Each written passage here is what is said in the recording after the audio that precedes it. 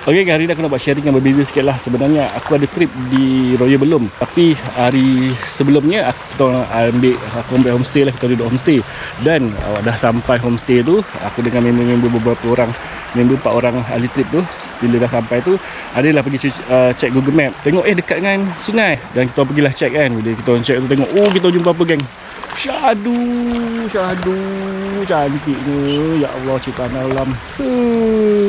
Syahdu.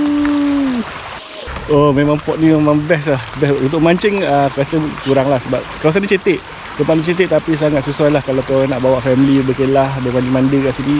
Air pun tak dalam, memang cantik. Dan aku rasa tempat ni agak privasi, tak ramai orang tahu. Itu aku nak share lah. Jadi sharing tak berbayar, memang aku saja nak share sajalah. Aku dah ambil inisiatif ni untuk share dengan korang lah, mana tu ada yang berminat kan. Nanti apa-apa kalau berminat untuk stays ni, Roger saja owner lah ataupun operator servis homestay tersebut. Okey geng, homestay yang kita duduk tu MKF Homestay. MKF Homestay dekat Padang Stang, Gerik. Padang Stang ke Padang Stang, aku tak tahu pronunciation dia, tapi macam itulah Padang Stang Gerik. Dan aku jumpa ni homestay ni pun tak mahal. Aku nanti korang tengok, aku review sikit lah keadaan dalam rumah homestaynya. Dan perjalanan daripada homestay nak ke sini berjalan kaki 1 minit tak sampai. Memang dekat sangat dan memang best.